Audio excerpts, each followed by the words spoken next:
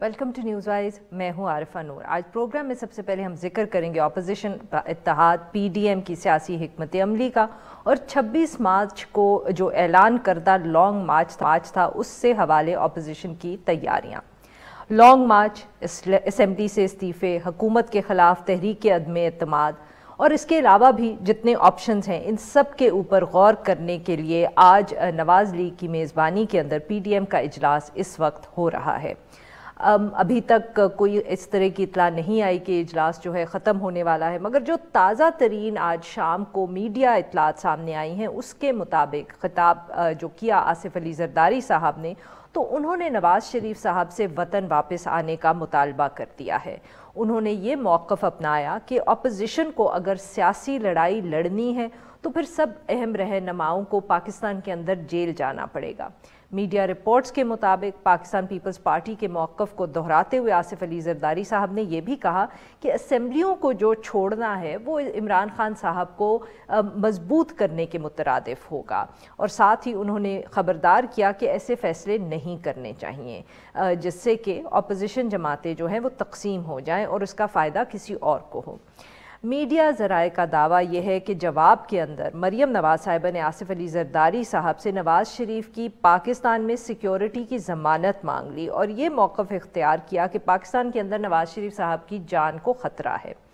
26 मार्च के लॉन्ग मार्च के हवाले से पीडीएम के सरबराह मौलाना फजलुर रहमान साहब मीडिया रिपोर्ट्स के मुताबिक ये कह चुके हैं कि बग़ैर इस्तीफ़ों के लॉन्ग मार्च का कोई फ़ायदा नहीं होगा, और नवाज़ लीग की भी जो सीनियर क़यादत है उसने मौलाना के मौक़िफ़ की तायीद कर दी है।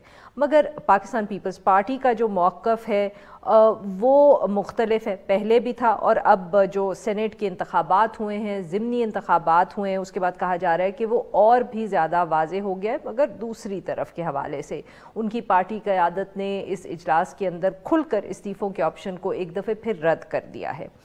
क्या वाकई जो पीडीएम के अंदर इख्तलाफात थे हिकमत अमली के हवाले से वो बदस्तूर वहीं मौजूद हैं जहां कुछ अरसा पहले मौजूद थे, और ये किस हद तक इत्तेहाद को कमज़ोर या मजबूत कर सकता है? इस हवाले से गुफ्तगू करने के लिए आज साथ मौजूद है राना तनवीर हुसैन साहब, सीनियर रहनुमाए पाकिस्तान मुस्लिम लीग नवाज़ के और साबिक वफाकी वज़ीर, और हमारे साथ मौजूद हैं सस्सी पलीजो साहिबा, सीनियर रहनुमाए पाकिस्तान पीपल्स पार्टी की।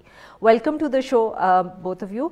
सस्सी साहिबा जी, गुफ्तगू का आगाज़ आपसे करेंगे। ये बताइएगा कि ये जो इस्तीफ़ों का इशू है इसके ऊपर कभी भी पाकिस्तान पीपल्स पार्टी का जो मौक़िफ़ था वो कोई छुपा हुआ नहीं था, और जो बाकी पीडीएम की जमातें थीं उनका मौक़िफ़ फ़र्क भी था, मगर आज की जो इत्तलात हमारे पास आ रही हैं उससे लगता है कि ये अभी तक जो मौक़िफ़ है पाकिस्तान पीपल्स पार्टी का वो वहीं का वहीं है, बल्कि उनको लग रहा है कि पिछले दिनों के जो वाक़यात हुए हैं, चाहे वो ज़िमनी इंतखाबात को देख लें या सेनेट के इंतखाब को देख लें, तो पाकिस्तान पीपल्स पार्टी को नहीं लगता ये है कि उनका जो मौक़िफ़ है उसको ज़्यादा तक़वियत मिली है। आप भी यही एक्सपेक्ट कर रही हैं कि इजलास के अंदर जो आज गुफ्तगू हुई होगी, जिस तरह के मीडिया ज़राए भी हमें बता रहे हैं कि पाकिस्तान पीपल्स पार्टी अभी भी यही कहेगी कि इस्तीफ़े नहीं देने चाहिए, पार्लियामेंट को में स्पेस अपनी नहीं छोड़नी चाहिए? बिस्मिल्लाहिर्रहमानिर्रहीम। बहुत शुक्रिया आरफा साहिबा। देखिए, अभी तक जो मुख्तलिफ डिटेल्स आ रही हैं वो ज़राए के तवस्सुस से आ रही हैं। अभी तक प्रेस कॉन्फ्रेंस जो या तर्जमान की मौलाना साहब की नहीं हुई है, तो हम अक्स कर रहे हैं कि मीटिंग में क्या बात हुई है। लेकिन पाकिस्तान पीपल्स पार्टी के हवाले से ये बात ठीक है कि पाकिस्तान पीपल्स पार्टी इस्तीफ़े के ऑप्शन को आखिरी ऑप्शन के तौर पर देखती है, और बाकी लॉन्ग मार्च और बाकी दूसरे जो एहतजाज के जैसे जलसे हो गए, जुलूस हो गए, रैलियाँ हो गई, इस सब में, क्योंकि ये हम और आप ज़रूर याद रखें और लोगों को भी याद होगा कि पीडीएम बनी ही उस मंच पर थी जिसको होस्ट पाकिस्तान पीपल्स पार्टी ने किया था, और पाकिस्तान पीपल्स पार्टी मुसलसल साथ चली है, चलेगी। ज़ाहिरी बातें 10-11 जमायतें, हर किसी का मैनिफेस्टो अलग अलग है और उस हवाले से सोच भी अलग अलग रही है, लेकिन जो 26 नुकात है उस रेजोल्यूशन के, उस हवाले से हमारी एक जॉइंट स्ट्रगल रही है और डायरेक्शन क्लियर है। आज का जो इजलास था वो भी कई हवालों से बड़ा ही अहम था, क्योंकि इसमें एक तो सेनेट इलेक्शन में जो कुछ हुआ और धांधली का धांधले हुए, उस हवाले से भी ज़ाहिरी बातें ज़ेर बहस आई होगी चीज़, और आगे जो लाए मले ख़ास करके लॉन्ग मार्च के हवाले से। लेकिन पाकिस्तान पीपल्स पार्टी पार्लियामेंट के जो मैदान है पार्लियामेंट का, उसको बड़ी ही हमेशा से अहमियत देती रही है, क्योंकि 80s में हमने बहुत ही भुगता है और हम समझते हैं। बिल्कुल सही। 85 का इलेक्शन हमेशा पाकिस्तान, बेनज़ीर भुट्टो साहिबा कहती थी बहुत बड़ी गलती हुई पाकिस्तान पीपल्स पार्टी से उसको बॉयकॉट करना। बिल्कुल, तो हम समझते हैं कि हम अगर आइन की बात करते हैं, हम एक कॉन्स्टिट्यूशनल फ्रेमवर्क पे रहकर एहतजाज, जो हमारा जमहूरी हक है, जितने भी अभी एहतजाज के नमूने रहे हैं वो हमारा जमहूरी हक है, और उसमें अदम तशद्दुद पे को फॉलो करते हुए गमला भी नहीं टूटा, और सारी इतनी पार्टीज छोटी हों या बड़ी हों, सब सूबों को वो नुमाइंदगी तो शशि साहबा करती ये है। बताइएगा कि फिर अब पाकिस्तान पीपल्स पार्टी लॉन्ग मार्च को किस तरह देखती है? आई मीन लॉन्ग मार्च का क्या मकसद हुआ? अगर आप समझते हैं कि पार्लियामेंट जो है बेहतरीन फोरम है और उसको नहीं करना चाहिए, तो फिर ये जो लॉन्ग मार्च पीडीएम की एक फैसला है करने का, ये आपके करीब या पाकिस्तान पीपल्स पार्टी इस लॉन्ग मार्च को कितनी इफेक्टिवली देख रही है? अरफा देखें, आप अगर पार्लियामेंट में आपकी बात नहीं सुनी जा रही और आप एक्सट्रीम पे भी नहीं जाना चाहते, आप समझते हैं कि पार्लियामेंट की एक अहमियत है, और हमारा भी एक धांधलियों के बावजूद, आरटीएस सारे मामलात के बावजूद, हम एक बहुत बड़ा मैंडेट लेकर अपोजिशन आई है। पिछले दिनों में जो इलेक्टोरल कॉलेज था यूसुफ रज़ा गिलानी साहब का, वो अपने नेशनल असेंबली में देख लिया, जीते हैं सीट। अब जाहिर बात है, हम समझते हैं कि उसको बरकरार रखते हुए बाकी जो भी ऑप्शन है जो आइन से भी हटे हुए न हो, लेकिन सही, उन सबको एक्सरसाइज करना चाहिए। जी राना साहब, सर ये बताइएगा कि पाकिस्तान मुस्लिम लीग नवाज़ के कुछ जो लीडर्स हैं उनका ये भी ख्याल है कि इस्तीफ़ों के बगैर, और मौलाना साहब भी ये कह चुके हैं कि इस्तीफ़ों के बगैर लॉन्ग मार्च का कोई फ़ायदा नहीं है, क्योंकि उससे कोई ख़ास दबाव हुकूमत पे पड़ेगा नहीं, it will just be like a waiting game. तो सर क्या आपको लगता है, क्या जमात के अंदर ये गुफ्तगू हुई है इस हवाले से कि अगर पाकिस्तान पीपल्स पार्टी या पीडीएम में कंसेंसस नहीं होता इस्तीफ़ों का, तो फिर लॉन्ग मार्च करने का भी कोई फ़ायदा नहीं है? बिस्मिल्लाहिर्रहमानिर्रहीम। आफा साहबा, मैं आपको बताऊं कि जब पीडीएम बनी, एपीसी हुई हमारी, तो उसमें कोई 26 पॉइंट्स थे जिस पे सब ने एग्री किया, और सिग्नेटरी हैं सारी पार्टीज, जो बड़ी छोटी सारी पार्टीज हैं। उसमें ये जो उसका एक क्रक्स था ना, बाकी रिफॉर्म्स के ये ला हम अमेंड करेंगे, जब आ गया तो ये होगा, या इस तरह हम आगे बढ़ेंगे। एक बात थी कि इस गवर्नमेंट से ज़रूर हमें निजात लेनी चाहिए और छुटकारा हासिल करना चाहिए, क्योंकि मुल्क और जो नीचे की तरफ जा रहा है डे बाई डे, और साथ ही साथ जो 22 करोड़ अवाम है उनकी ज़िंदगियों में इतनी मुश्किलात हैं कि उनके लिए 2 वक्त की रोटी खाना मुश्किल हुई है। तो ये सारी चीज़ें मद्देनज़र रखते हुए ये था कि एज सून एज पॉसिबल, जितनी जल्दी हो सके, इस गवर्नमेंट से छुटकारा हासिल किया जाए। उसके छुटकारा हासिल करने के लिए वेज एंड मीन्स थे जिस पे हमने साइन भी किए, और ये कोई शक नहीं कि इस पे था कि हम रिज़ाइन करेंगे एट द अप्रोप्रिएट टाइम। अब हमने सारे जो पीछे जो मूवमेंट हमने मोबिलाइजेशन की है, जलसे किए, कराची में हुआ, कोयटा में हुआ, सारे पेशावर में, लाहौर में सारे जलसे हुए, उसके बाद रिलीज निकाली और सारी एक मूवमेंट डेवलप की, और फिर उस वक्त ये भी हुआ कि ज़िमनी इलेक्शन में बाइकआउट किया जाए, लेकिन पीपल्स पार्टी ने फिर इंटरवीन किया। उन्होंने कहा कि नहीं, हमें ये प्लेटफॉर्म से हमें आगे बढ़ना चाहिए, लेकिन रिज़ाइन हम बिल्कुल उस पर हमने एग्री किया हुआ है, और हम उस पर जाएंगे किसी मुनासिब टाइम पे। हमारा ये ख्याल है कि अब इसमें कोई ज़्यादा मज़ीद गुंजाइश नहीं रही कि इस गवर्नमेंट को से निकाला जाए, क्योंकि हमने सारी वो जो ऑप्शन हैं, जो सारे हमने मूवमेंट है या मोबिलाइजेशन है, वो कर ली हुई है।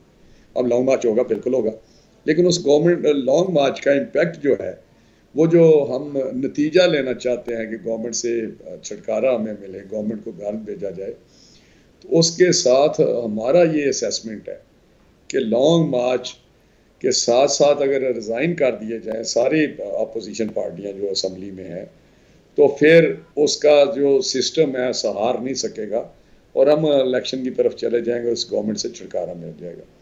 और ये बात दुरुस्त भी है, मेरे अपने ख्याल में भी ये बात दुरुस्त है कि बजाय इसके कि हम लॉन्ग मार्च करें फिर उसके बाद। लेकिन जहाँ तक ये है कि इस पर अगर कंसेंसस नहीं होता, जो मीटिंग जारी है, होपफुली कि कोई रास्ता निकलेगा इंशाल्लाह, क्योंकि पीडीएम बनी है और बड़ी स्ट्रॉन्ग फुटिंग पे बनी है, तो इसमें कोई शक नहीं। शशि साहबा ने जिस तरह कहा कि मैनिफेस्टो अपने अपने है, उसमें कोई दो राय नहीं। लेकिन ये जो डेमोक्रेटिक मूवमेंट है उसको हमने एक ट्रैक पे लेके जाना है कि हमारा जो मंजिल है या हमारा प्रोग्राम है वो एक है हमारे सब। बिल्कुल सही, बिल्कुल।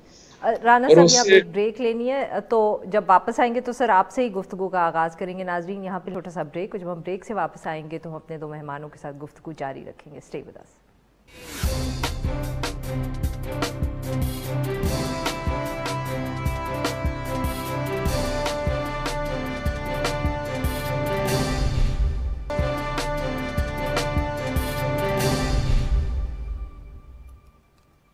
वेलकम बैक नाज़रीन, हम गुफ्तगू करें राना तनवीर हुसैन साहब से और ससी पलीजो साहिबा से।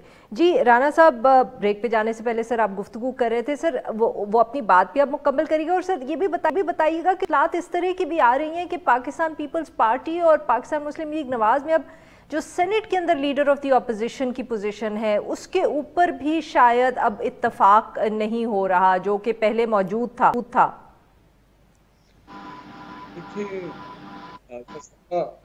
मैं गुजारिश कर रहा था पहले तो कि जी हमारा जो टारगेट है सबका एक है, इंक्लूडिंग पीपल्स पार्टी के, इस गवर्नमेंट से छुटकारा हासिल करना।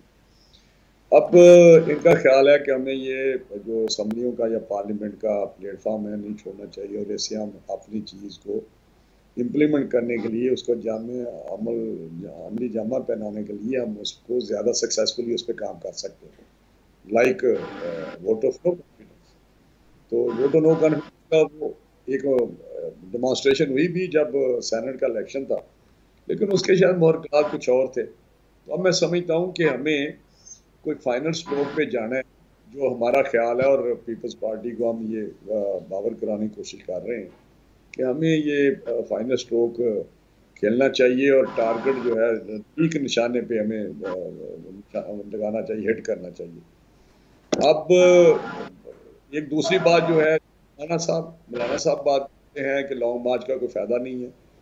मैं ज़ाती तौर पे समझता हूँ पार्टी तो हमारा, हम यकसू हैं, जो पार्टी का हमारा वो एक फ़ैसला है कि हम रिज़ाइन करेंगे, लेकिन अगर नहीं होता तो हमें इस मूवमेंट को नहीं छोड़ना चाहिए। हमें कोई छोटी भी मूवमेंट, पॉलिटिकल मूवमेंट हो अगेंस्ट द गवर्नमेंट, वो अपना असर छोड़ती है, थोड़ा छोड़े ज़्यादा छोड़े। जिस तरह भी हम पीछे ज़िमनी इलेक्शन में गए, जिस तरह हम सेनेट के इलेक्शन में गए, तो उससे गवर्नमेंट वीक हुई है, गवर्नमेंट बुखलाई हुई है, गवर्नमेंट डिप्रेस है, और वो सोचते हैं कि हमारे जो ग्राउंड पे उनके पाँव जो है वो उखड़ रहे हैं।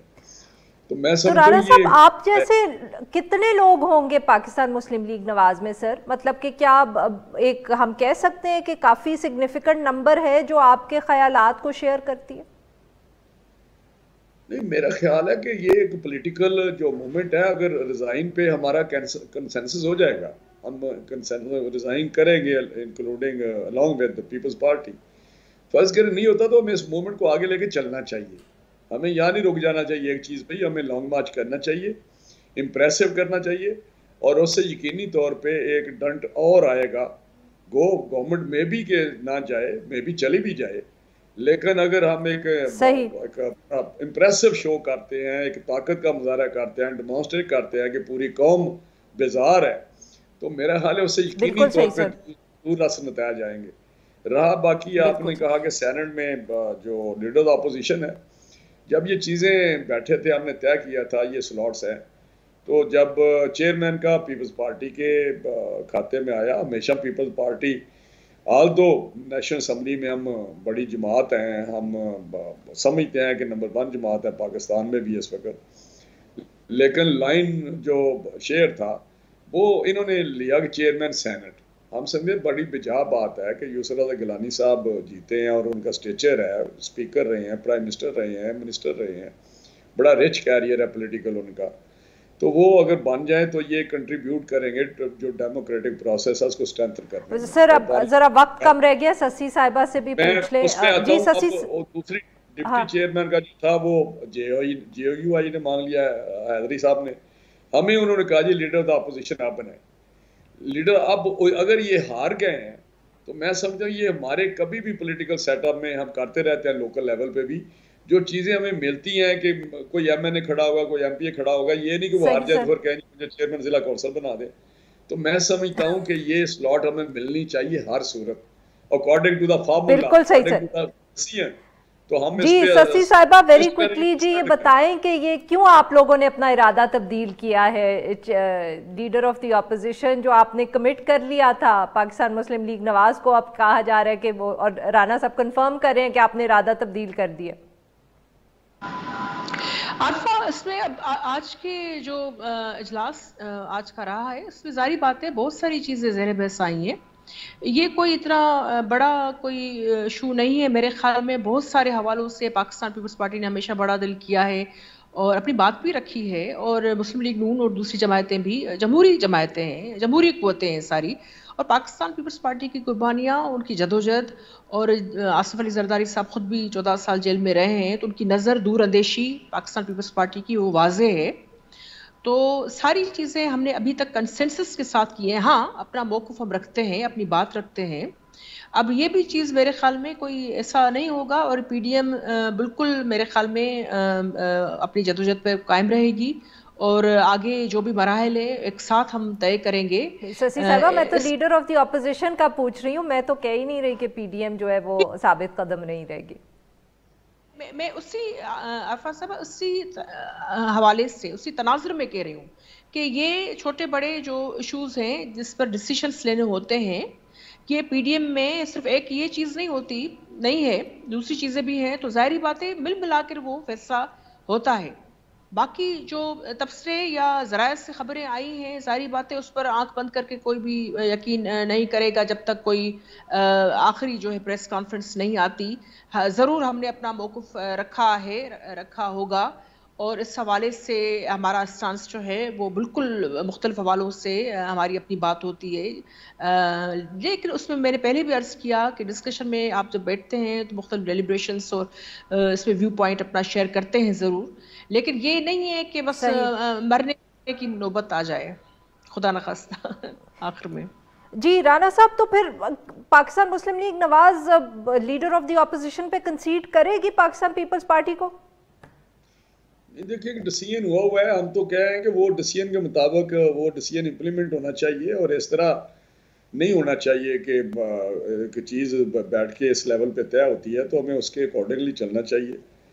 तो अभी तो जो फिर फैसला लीडर क़यादत करेगी, मियाँ साहब हैं, बड़े मियाँ साहब और सारे हमारे कायद हैं, वो बैठ के कर लेंगे फैसला। लेकिन हमारा ख्याल है कि ये लीडर ऑफ अपोजिशन की स्लॉट जो है वो पीएमएलएन को मिलनी चाहिए, क्योंकि ये एक कंसेंसस से एग्रीमेंट हुआ था कि ये इस तरह हम चलेंगे, चेयरमैन सेनेट इस तरह होगा, डिप्टी चेयरमैन इस तरह होगा, लीडर ऑफ अपोजिशन इस तरह होगा। अब उस पर कोई नई बात है तो फिर वो हमारी लीडरशिप के पास जाए, लेकिन हम समझते हैं कि नहीं, जो बात हुई उसके मुताबिक चलना चाहिए, और वही बेहतर रास्ता है। एक जो हमारी अंडरस्टैंडिंग है, डीप अंडरस्टैंडिंग है इस वक्त डेमोक्रेटिक मूवमेंट के लिए, उस पर चलते रहें। इस तरह मेरा चीज़ें थोड़ी सी कोई कन्फ्यूजन क्रिएट करती हैं कि ये स्पेस शायद देना नहीं चाहते पीएमएलएन को, या पीएमएलएन। बिल्कुल सही सर, यही इशू है। बाकी तो हमें मेरा सबसे ज़्यादा तो हमने स्पेस दी है अपने साथियों को, पीपल्स पार्टी है या जेयूआई है। इसमें ऐड बहुत बहुत शुक्रिया हमारे दो मेहमानों का, उन्होंने हम गू की नाजरीन। यहाँ पे लेंगे एक छोटा सा ब्रेक। जब हम ब्रेक से वापस आएंगे तो हम बात करेंगे जो पाकिस्तान भर के अंदर कोरोना वैक्सीन के हवाले से वैक्सीनेशन कैंपेन चल रही है। स्टे विद अस।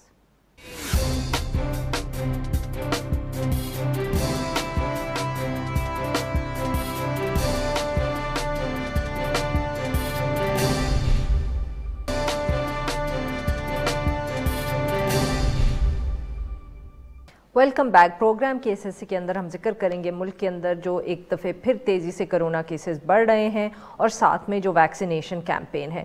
गुज़िश्ता 24 घंटों के दौरान NCOC के जो नंबर सामने आए हैं उसके मुताबिक मुल्क भर के अंदर कोरोना केसेस की मुस्बत आने की शरह जो है वो 7% से ऊपर चली गई है और ये कुछ रोज़ पहले ही सिर्फ 3.5% थी।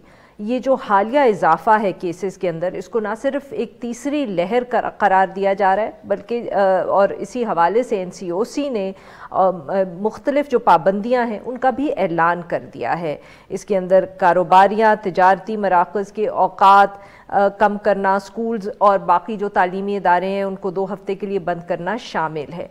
मगर इसके साथ साथ कहा जा रहा है कि जो पंजाब में तेज़ी से नंबर्स बढ़े हैं इनकी वजह जो है वो बरतानवी जो कोरोना वायरस का स्ट्रेन है उसके फैलने की वजह से हो रहे हैं। सूबे के अंदर रिपोर्ट होने वाले जो हालिया 70% केसेस हैं ये वो केंट वैरायटी है जो UK से पाकिस्तान में फैली है। दूसरी तरफ वैक्सीन लगाने का जो अमल है उसके अंदर दूसरे मरहले के अंदर 60 साल से ज़ायद उम्र के जो अफराद हैं उनकी वैक्सीनेशन भी शुरू कर दी गई है और हुकूमत ने ये फ़ैसला भी किया है कि 70 साल से ज़ायद उम्र के जो लोग हैं वो किसी भी वैक्सीनेशन सेंटर में जा सकते हैं, वॉक इन कर सकते हैं किसी अपॉइंटमेंट रजिस्ट्रेशन के बगैर और उनको वहाँ फ़ौरन वैक्सीन दे दी जाएगी। फ्रंट लाइन वर्कर्स की तरह मगर जो सीनियर सिटीजन्स हैं वो भी अभी इतने को ख़ास ज़्यादा बड़े नंबर्स के अंदर वैक्सीनेशन के लिए नहीं आ रहे। कहा जा सकता है कि बहुत मायूस कुन रिस्पॉन्स है। इसके साथ साथ ये भी मसला सामने आ रहा है कि जो मुख्तलिफ वैक्सीनेशन सेंटर्स हैं उनके अंदर लोगों को मुश्किलात का सामना भी हो रहा है और इसी हवाले से भी बहुत शिकायत मौसूल हुई हैं। इस सारे मामले के ऊपर बात करने के लिए आज हमारे साथ मौजूद है डॉक्टर नौशीन हामिद साहिबा, पार्लियामेंट्री सेक्रेटरी बराए सेहत। Welcome to the show doctor साहिबा। जी डॉक्टर साहिबा, बताइएगा कि ये जो एकदम नंबर्स तेज़ी से बढ़े हैं, ना सिर्फ तेज़ी से बढ़े पर बहुत तेज़ी से बढ़े हैं, ये किस हद तक सिर्फ जो ब्रिटिश स्ट्रेन है या केंट जो वेरिएंट है उसकी वजह से ये हमें एकदम इतनी तेज़ी नज़र आ रही है केसेस के अंदर?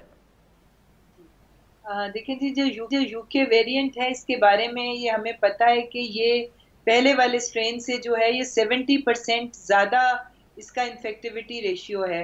यानी कि जो पहला स्ट्रेन था वो अगर उस पर कोई इंसान एक्सपोज भी होता था तो बाज़ दफ़ा हमारा अपना जो म्यूकोजा होता है या जो हमारी ये मेम्ब्रेन्स होती हैं वो उसको रेजिस्ट कर देती थी और वो उसको पेनिट्रेट नहीं कर सकता था। मगर ये वाला जो स्ट्रेन है ये बहुत ज़्यादा वेरुलेंट है और ये बड़ी तेज़ी से बॉडी को इन्वेड करता है। तो इसलिए इसके बारे में यही है कि ये 70% ये इसका फैलाव तेज़ है और जैसे अगर पहले अगर एक में से 2-4 लोग इन्फेक्ट होते थे तो अभी 1 से 10 लोगों को इन्फेक्ट कर देता है। तो अब इसके लिए मतलब है कि ज़रूरी ये है कि हम अपने SOPs जो हैं उनको मज़ीद स्ट्रॉन्ग करें क्योंकि इसकी प्रेजेंस इस वक्त हमें तमाम बड़े शहरों में नज़र आ रही है, स्पेशली जेलम और उसके आसपास के इलाके, क्योंकि वहाँ पे हमारे बहुत सारे पाकिस्तानी, बहुत सारे लोग ऐसे हैं जो कि जिनका UK से ताल्लुक़ है, फैमिलीज़ वहाँ पर हैं, तो उनकी ट्रैवलिंग की वजह से आई सपोज़ कि ये इन एरियाज़ में UK का स्ट्रेन हमें ज़्यादा मिला है। और हमने ये देखा है कि जिस तरह से आपने अभी खुद मेंशन किया कि 3.5 से 7 तक हमारा पॉजिटिविटी रेशियो चला गया और बाज़ शहरों में इससे भी बहुत ज़्यादा है। तो इसलिए this needs to be taken seriously क्योंकि इसका स्प्रेड जो है ये बहुत रैपिड है। जी बिल्कुल। डॉक्टर नौशीन, हमारे साथ डॉक्टर अब्दुल बारी खान साहब भी मौजूद हैं, CEO हैं इंडस हॉस्पिटल कराची के। Welcome to the show doctor Bari. Doctor Bari, ये बताइएगा कि अब ये कंपेयर्ड पिछला जो साल था ऑब्वियसली काफ़ी, अगर बहुत से ममालिक से कंपेयर किया जाए तो पाकिस्तान के लिए इतना मुश्किल नहीं रहा, बट क्या आपके ख्याल में अब हमें एक दफ़े दोबारा लॉकडाउन की तरफ जाना पड़ेगा सर? क्योंकि जिस तरह नंबर्स बढ़ रहे हैं ये और किसी तरह काबू में शायद आए ना। जी बिल्कुल सही कह रही हैं आप, क्योंकि लोगों के रवैयों में तब्दीली नहीं आ रही है। आप मीडिया वाले और हम सब बैठ के हमेशा ये कहते रहे हैं कि जी खुदारा अपने रवैयों में तब्दीली लेके आए, SOP से अमल करें, लेकिन अनफॉर्चुनेटली कोई इसको सीरियसली नहीं ले रहा। जब नहीं ले रहा होगा तो फिर गवर्नमेंट को कोई सख्त फैसले करने होंगे और सख्त लॉकडाउन करने होंगे, उसके बगैर नहीं होगा। देखिए गवर्नमेंट ने पूरी कोशिश की कि जी आपकी इकोनॉमिक एक्टिविटी भी चलती रहे, लोग मूव से न बने। लेकिन यह है कि अगर हम खुद अपने आप से अपने पीछे पड़े हुए हैं खुद, तो कोशिश फिर तो यही होगी कुछ सख्त फैसले करने। डॉक्टर नौशीन, वैक्सीनेशन बहुत आहिस्ता, एक तो पाकिस्तान ने शुरू बहुत देर से की कंपेयर टू अदर कंट्रीज, और अभी तक बिल्कुल हमारे नंबर्स जो हैं इम्प्रेसिव नहीं है। और डॉक्टर साहब, और इम्प्रेसिव हों भी कैसे, एक तो लोग तैयार नहीं है और दूसरा हमारे पास सप्लाईज भी नहीं है। हम अभी तक मतलब कि 5 लाख वैक्सीन लेके बैठे हुए हैं।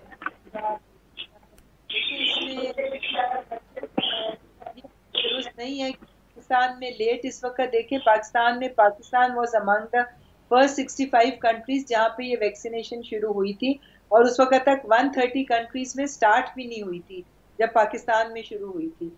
तो इसलिए डॉक्टर नौशीन, उस बात को अब कितने हफ्ते गुजर चुके हैं और अभी हम पहला जो 5 लाख की वो हमारे पास डोजेज के स्टॉक्स आए थे, हम अभी तक सिर्फ वो भी नहीं लगा सके लोगों को। इसके अंदर चूंकि हम लोगों ने पॉपुलेशंस को प्रायोरिटाइज किया हुआ था, फ्रंटलाइन हेल्थ केयर वर्कर्स को किया था जो तकरीबन 4.5 लाख की तादाद में हमारे पास रजिस्टर हुए थे, और उन लोगों में हमने एक हेजिटेंसी और वेट एंड सी वाली पॉलिसी देखी जिसकी वजह से लोग सामने नहीं आए और वो नहीं उन्होंने लगाई, तो जिसकी वजह से ये सारा प्रोसेस स्लो हुआ है। तो अब जिस तरह से 60+ के लिए भी खोल दी गई है और थोड़ा सा गवर्नमेंट ने इस रिस्पांस को देखते हुए पॉलिसी चेंज की है कि जो लोग विलिंगली लगवाना चाहते हैं, और उनकी भी बहुत बड़ी तादाद है जो कि विलिंगली लगवाना चाह रहे थे और अपनी बारी का इंतजार कर रहे थे, चूंकि इस सिस्टम के तहत रजिस्ट्रेशन के बाद एक कोड जनरेट होना था और स्टेप वाइज उनकी प्रोग्राम स्केड्यूल होने थे। तो जिस तरह आपने लाहौर में देखा कि एक्सपो सेंटर के अंदर ओपन कर दी गई कि एनीबॉडी विद आईडी कार्ड जिसमें प्रूफ है कि 60+ वो वहां पर जाएगा तो उसको फौरी तौर पे वैक्सीन लगा दी जाएगी, उसी वक्त रजिस्ट्रेशन होगी, उसी वक्त लग जाएगी, इवन अगर वो पहले भी रजिस्टर नहीं होगा। ये एक्सपेरिमेंट जो है ये बहुत कामयाब रहा है, और मैं खुद कल लाहौर से आई हूँ, मैंने वहाँ पे रश देखा है और मैंने देखा है बहुत बड़ी तादाद में लोग वहाँ पे वॉलंटियर्स जो लगवाना चाह रहे थे वो वहाँ पहुंचे हैं, और बहुत बड़ी तादाद में लोगों को कल वैक्सीनेट वहाँ पे कुछ दिनों से किया जा रहा है। तो अब इस चीज़ को देखते हुए एनसीओसी ने यह डिसीजन किया है कि हम इस तरह के 15 मजीद vaccination centres all over the country खोलें, स्पेशली उन कंट्रीज में जहाँ पे हाई बर्डन है और वहाँ पे कैपेसिटी होगी कि एक दिन में 4 लोगों को लग सकेगी। तो इंशाल्लाह ताला इसके बाद आप देखेंगे कि तेजी आएगी, ऑलरेडी स्टार्ट हो गया है, क्योंकि विलिंग जो लोग हैं उनकी भी एक बड़ी तादाद मौजूद है और उनके लिए हमारे पास इनफ वैक्सीन है, और कल तक या परसों तक इंशाल्लाह ताला मजीद हमारे पास आ जाएगी कि अब हम साइनोफार्म खरीद भी रहे हैं और उसके अलावा कैंसिनो बायो के भी ऑर्डर्स हमने दे दिए हैं। तो अब इंशाल्लाह ताला ये सब पाइपलाइन के अंदर हैं और ये मार्च में और उसके बाद सेकंड क्वार्टर में आप देखेंगे कि जी। Doctor Naushin, we have to take a break here please. नाज़रीन, हम एक छोटा सा ब्रेक, जब हम ब्रेक से वापस आएंगे तो अपने 2 मेहमानों के साथ गुफ्तगू जारी रखेंगे। Stay with us.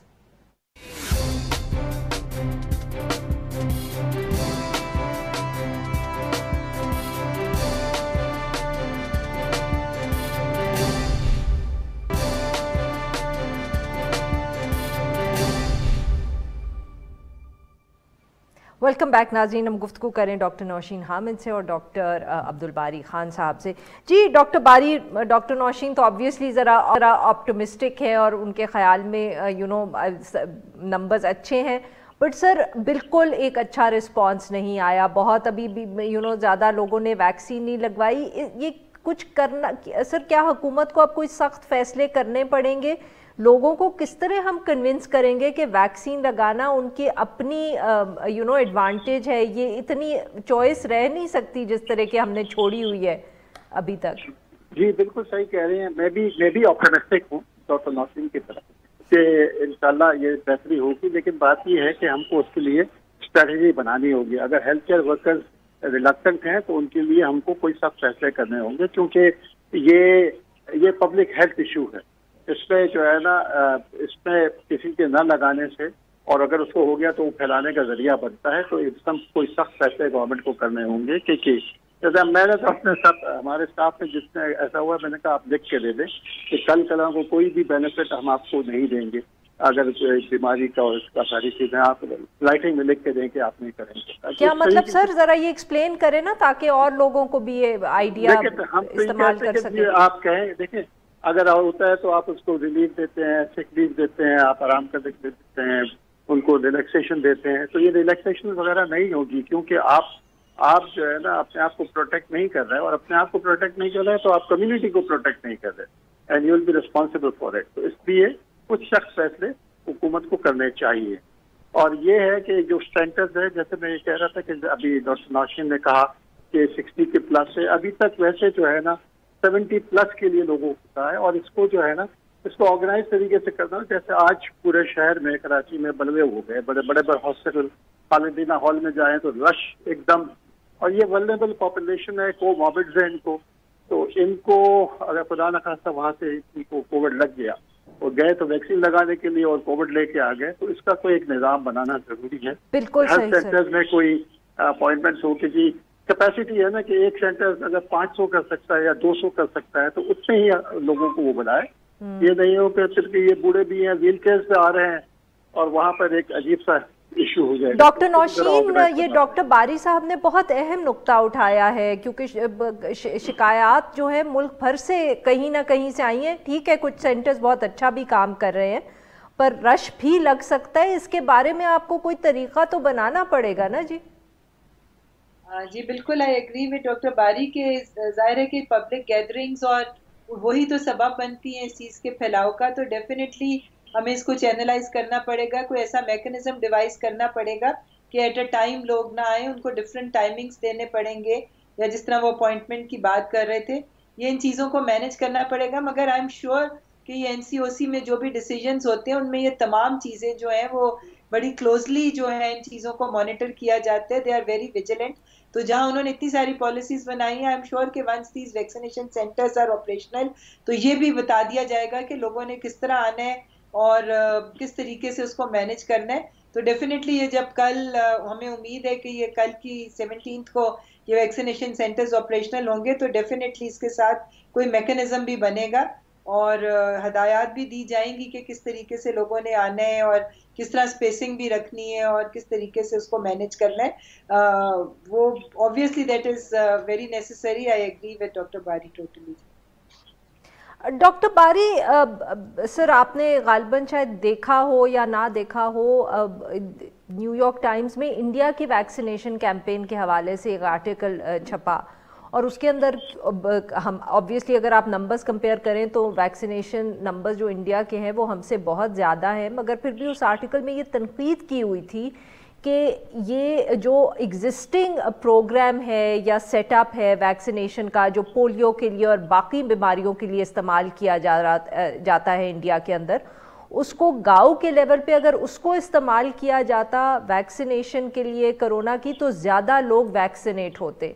सर, क्या पाकिस्तान तो यही गलती नहीं कर रहा कि वैक्सीनेशन सेंटर्स बड़े शहरों में बन रहे हैं, आप एक्सपेक्ट कर रहे हैं कि लोग आएंगे, इवेंचुअली बेहतर नहीं होगा कि अगर वैक्सीन जो है लोकल हेल्थ वर्कर्स के थ्रू लोगों के घर तक पहुंचाई जाए?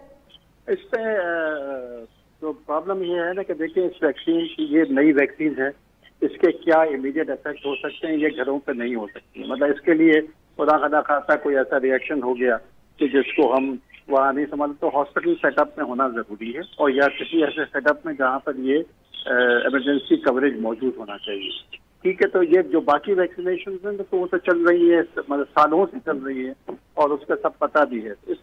लेकिन मेरा अपना ये है कि इसके सेंटर्स बढ़ाने चाहिए। ये गाँव वगैरह ये जो उन जगहों पर ही बनाए गए हैं, लेकिन ये है कि सेंटर्स को ज्यादा, मतलब अगर देखें कराची शहर में अगर 14 वैक्सीनेशन सेंटर है तो विच 2 करोड़ से ज्यादा की आबादी के लिए 14 सेंटर्स कुछ भी नहीं है ना। तो इसलिए उनको आपको बढ़ाने पड़ेंगे और ज्यादा करके, ताकि लोड कम से कम होता चला जाए एक सेंटर पे। बहुत बहुत शुक्रिया हमारे 2 मेहमानों का, उन्होंने गुफ्तगू की। नाज़रीन, आज के लिए बस इतना ही। Will be back tomorrow at the same time.